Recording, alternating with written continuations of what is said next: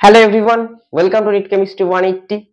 Last year যারা ICSE exam দিয়েছিল তাদের কাছ থেকে তোমরা শুনতে পারবে যে তোমরা এই চ্যানেল থেকে কতটা হেল্প পেতে চলেছো তোমাদের আইসিএসসি এক্সামে। কারণ লাস্ট ইয়ার অর্থাৎ আইসিএসসি 2024 এর এক্সামে আমি যা যা করিয়েছিলাম এক্সামের আগে সেগুলো হুবহু কমন চলে এসেছিল এবং তাদের এক্সাম খুব ভালো হয়েছে এবং মার্কস অনেকটা হাই এসেছে কেমিস্ট্রিতে। তো এইবার আমি এই গোটা এক বছর আমার হাতে সময় আছে, যেহেতু চ্যানেলটা তখন নতুন ছিল তাই পসিবল হয়নি।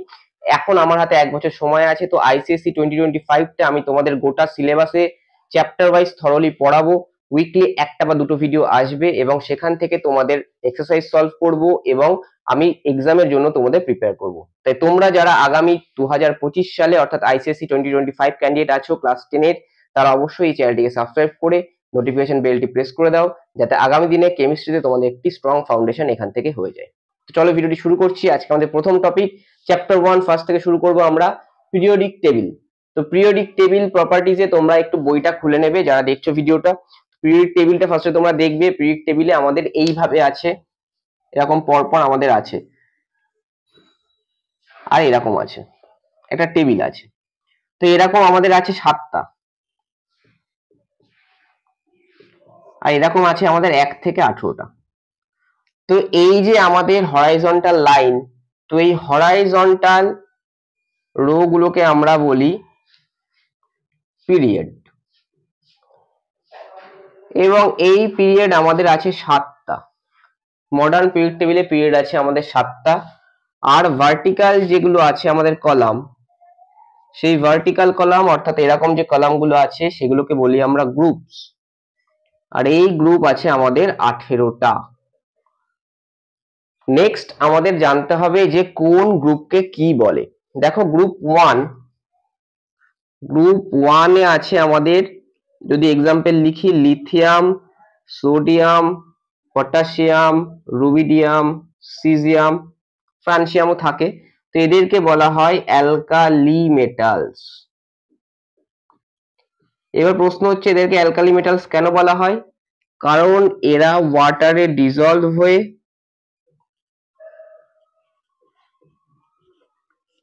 স্ট্রং অ্যালকালি প্রডিউস করে। Next group 2। গ্রুপ 2 তে যদি এক্সাম্পল লিখি আমাদের, তাহলে আসবে বেরিলিয়াম, ম্যাগনেসিয়াম, ক্যালসিয়াম, স্ট্রংসিয়াম, বেরিয়াম এবং শেষে রেডিয়াম আছে, ওটা রেডিও অ্যাক্টিভ বলে আমি লিখছি না। এদেরকে বলা হয় অ্যালকালাইন আর্থ মেটালস।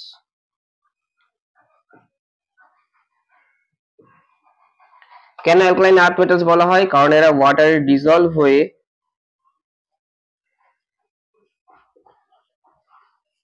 উইকার অ্যালকালি প্রডিউস করে।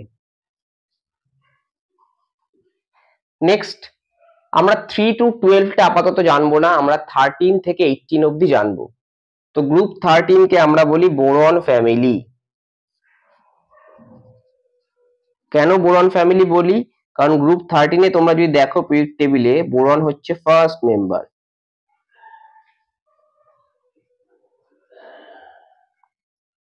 নেক্সট গ্রুপ 14, সিমিলারলি গ্রুপ 14 এর ফার্স্ট মেম্বার হচ্ছে কার্বন, তার জন্য একে আমরা বলবো কার্বন ফ্যামিলি, কারণ এখানে কার্বন হচ্ছে first member. Next group 15, group 15 কে বলবো আমরা নাইট্রোজেন ফ্যামিলি, কারণ এখানে নাইট্রোজেন হচ্ছে first member. Next group 16, group 16 কে আমরা বলবো অক্সিজেন ফ্যামিলি, কারণ এখানে অক্সিজেন হচ্ছে ফার্স্ট মেম্বার। এদের আরেকটি নাম আছে, সেটা হচ্ছে চালকোজেন্স। আরেকটি নাম হচ্ছে এদের চালকোজেন্স। এবার চালকোজেন্স কেন বলা হয়? কারণ এরা ওর ফর্ম করে, ওর ফর্মিং। তুমি যে কোনো এলিমেন্টের যদি ওর দেখো তোমাদের হচ্ছে নেচারে, তাহলে সেক্ষেত্রে আমরা যদি দেখি, সেক্ষেত্রে আমরা অক্সিজেন, সালফার এদেরকেই পাবো। একটা দুটো ওরের এক্সাম্পল দেখো, বক্সাইট, অ্যালুমিনিয়ামের ওর, এটার ফর্মুলা হচ্ছে Al2O3 2H2O। মার্কারি হচ্ছে সিনাবার, দেখো HGS। তাহলে অক্সিজেন, সালফার এগুলো গ্রুপ 16 এ আছে, এদেরকে বলবো চালকোজেন, কারণ এরা ওর তৈরি করে। নেক্সট গ্রুপ 17, গ্রুপ 17 এ কারা আছে? ফ্লোরিন, ক্লোরিন, ব্রোমিন, আয়োডিন, এদেরকে বলবো আমরা হ্যালোজেন। হ্যালোজেন কেন? সল্ট ফর্ম, এরা বিভিন্ন ধরনের সল্ট ফর্ম করে। আর আমাদের শেষ আছে গ্রুপ 18। গ্রুপ 18 এ আমাদের আছে হিলিয়াম, নিয়ন, আর্গন, ক্রিপ্টন, জেনন এবং শেষে রেডন। এদেরকে বলা হয় নোবেল গ্যাস বা রেয়ার গ্যাস। এবং এদের কি হয়, এদের অক্টেট ফুলফিল থাকে, অর্থাৎ আউটার মোস্ট শেলে এদের 8টা ইলেকট্রনই থাকে, অক্টেট ফুলফিল থাকে। এই হচ্ছে আমাদের পিরিয়ডিক টেবিলের কোন গ্রুপে কারা কারা আছে। তো পরের পার্টটা আমি তোমাদের করাচ্ছি। তো এই পরের পার্টটা আমি তোমাদের দেখাবো। দেখো, গ্রুপ 3 থেকে 12 কে আমরা বলি ট্রানজিশন এলিমেন্টস। এই ইনফরমেশন গুলো কিন্তু তোমাদের একটু জেনে রাখতে হবে। ট্রানজিশন এলিমেন্টস বলা হয় গ্রুপ 3 থেকে 12। আর গ্রুপ 3 পিরিয়ড 6 এ একসঙ্গে দেখবে 14টা এলিমেন্ট আছে, তাদেরকে বলা হয় ল্যান্থানয়েডস। সেই সঙ্গে গ্রুপ 3 পিরিয়ড 7 একে বলা হয় অ্যাক্টিনয়েডস। নাও একটা ইনফরমেশন আমাদের জেনে রাখতে হবে, পিরিয়ড নাম্বারটা কি? Period number is equal to shell number of the element. For example, যদি আমি সোডিয়াম দেখি, সোডিয়ামের অ্যাটমিক নাম্বার আমরা জানি 11, তাহলে কে শেলে 2টো, এল এ 8টা, এম এ 1টা, তাহলে শেল নাম্বার সোডিয়ামের কত? শেল নাম্বার দেখো 1টা 2টো 3টে, তাহলে সোডিয়াম কোন পিরিয়ড এলিমেন্ট হবে? সোডিয়াম 3rd পিরিয়ড এলিমেন্ট হবে। সেই সঙ্গে সোডিয়ামের কি আছে আমার? আউটার মোস্ট শেল, ভ্যালেন্স শেলে কত ইলেকট্রন আছে? 1টা, তাহলে 1টি ইলেকট্রন আছে মানে এর গ্রুপ নাম্বার হবে 1। সিমিলারলি যদি আরো কিছু এক্সাম্পল দেখে নেই যেখানে আমাদের এলিমেন্টের অ্যাটমিক নাম্বার দিয়ে position in the period table জানতে চাইতে পারে বোর্ড এক্সামে, তাহলে আমি যদি দেখে নিই ম্যাগনেসিয়াম, দেখো ম্যাগনেসিয়াম কত? 12, 2, 8, 2, তাহলে ম্যাগনেসিয়ামের শেল কত? 3টে, তাহলে সেক্ষেত্রে পিরিয়ড কত হবে? পিরিয়ড 3। আর আউটার মোস্ট শেলে কত ইলেকট্রন আছে? 2টো, তাহলে গ্রুপ হবে 2। আর একটা এক্সাম্পল যদি আমরা দেখি, দেখো অ্যালুমিনিয়াম, অ্যালুমিনিয়ামের ক্ষেত্রে বা ক্লোরিন যদি আমরা দেখতে চাই, একটা বড় এক্সাম্পল ক্লোরিন। ক্লোরিনে কি আছে? কে তে 2টো, এল এ 8টা, এম এ 7টা, তাহলে এখানে দেখো 3টে শেল, তাহলে শেল যেহেতু 3, পিরিয়ড কত হবে? পিরিয়ড 3 হবে। কিন্তু আউটার মোস্ট শেলে 7টা ইলেকট্রন, যখনই ইলেকট্রন নাম্বার এক্ষেত্রে আমাদের 2 এর থেকে বেড়ে যাবে আউটার মোস্ট শেলে, 1 আর 2 থাকলে তো গ্রুপ নাম্বার সেটাই হবে, যখনই 2 এর থেকে বেড়ে যাবে তখনই গ্রুপ নাম্বার লিখবো আমরা 10 plus valence electron, 10 plus valence electron, তাহলে এখানে গ্রুপ নাম্বার হবে 10 প্লাস 7, 17। এই হলো আমাদের গ্রুপ নাম্বার। সিমিলারলি যদি আমরা অন্য একটা এলিমেন্ট দেখি, পটাশিয়াম, দেখো পটাশিয়াম 19, 2, 8, 8, 1, শেল দেখো 1টা 2টো 3টে 4টে, তাহলে পিরিয়ড কত নম্বর হবে? 4th period. আর আউটার মোস্ট শেলে দেখো 1টা ইলেকট্রন, তাহলে গ্রুপ হবে আমাদের 1। তো এইভাবে কিন্তু আমরা কোন একটা এলিমেন্টের অ্যাটমিক নাম্বার বলে দিলে বা কোন একটা এলিমেন্টের নাম বলে দিলে খুব সহজেই আমি তাদের position in the period table কিন্তু বার করতে পারবো। এবার আমাদের ভ্যালেন্স শেল কিভাবে ভ্যারি করে, number of valence shell across the period আর ডাউন দা গ্রুপ। দেখো আমি যদি ফার্স্টে অ্যাক্রস দা পিরিয়ড নিই, ধরা যাক আমি 3rd পিরিয়ড এলিমেন্ট নেব একটা, সেক্ষেত্রে আমার অ্যাক্রস দা পিরিয়ড নিই সোডিয়াম 3rd পিরিয়ড এলিমেন্ট, তারপরে magnesium, aluminium, silicon, phosphorus, sulphur, chlorine, argon. তুমি দেখতে পাবে এখানে কত? 2, 8, 1, এটা 2, 8, 2, এটা 2, 8, 3, এটা 2, 8, 4, 2, 8, 5, 2, 8, 6 সালফার, ক্লোরিন 2, 8, 7, আর্গন 2, 8, 8। তো এই সব ক্ষেত্রেই তুমি দেখতে পাচ্ছ যে শেল নাম্বার কি আছে? শেল নাম্বার কিন্তু ফিক্সড আছে। কারণ আমরা কি বলেছিলাম, period number equal to shell number. তাহলে সেক্ষেত্রে আমার নাম্বার অফ শেল কিন্তু আমার অ্যাক্রস দ্য পিরিয়ডে ফিক্স থাকবে। এবার যদি ডাউন দ্য গ্রুপ আসি, ধরা যাক 17 গ্রুপের আমি এক্সাম্পল নিচ্ছি, গ্রুপ 17 কারা কারা আছে, ফ্লুরিন, ক্লোরিন, ব্রোমিন, আয়োডিন। তাহলে এখানে আমরা দেখতে পাবো ফ্লুরিন, ক্লোরিন, ব্রোমিন, আয়োডিনের করলে আমরা দেখতে পাবো ফ্লুরিন কোন পিরিয়ড এলিমেন্ট, ফ্লুরিন হচ্ছে second period element, chlorine third period element, তাহলে ব্রোমিন ফোর্থ পিরিয়ড এলিমেন্ট, আর আয়োডিন ফিফথ পিরিয়ড এলিমেন্ট। তাহলে shell number equal to period number, তাহলে ফ্লুরিনের শেল নাম্বার কত, 2, এখানে 3, 4, 5। তাহলে ডাউন দ্য গ্রুপ কি হবে, শেল নাম্বার ইনক্রিজ করছে। তাহলে আমরা দেখতে পেলাম কি across the period shell number fix থাকছে, যেহেতু period number equal to shell number, আর যখনই ডাউন দ্য গ্রুপ আসছে পিরিয়ড নাম্বার বেড়ে যাচ্ছে, তাহলে সেক্ষেত্রে কি হচ্ছে, শেল নাম্বার ইনক্রিজ করছে। এর পরের টপিকগুলো আমি তোমাদের করাচ্ছি। নেক্সট টপিক আমরা করাবো কিছু, দেখো যদি বলি ভ্যালেন্সি আর valence electron, what is valency? Valency হচ্ছে combining capacity of an atom.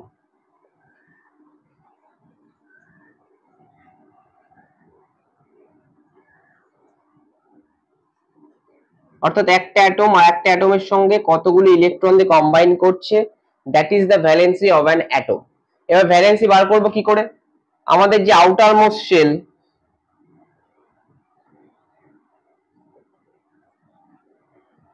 সেটাকে আমরা বলি ভ্যালেন্স শেল, আর নাম্বার অফ ইলেকট্রনস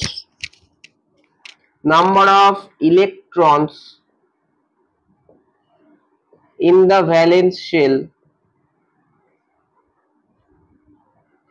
সেটাকে বলি আমরা ভ্যালেন্স ইলেকট্রনস। এবার যদি আমায় প্রশ্ন করে নাম্বার অফ ভ্যালেন্স ইলেকট্রনস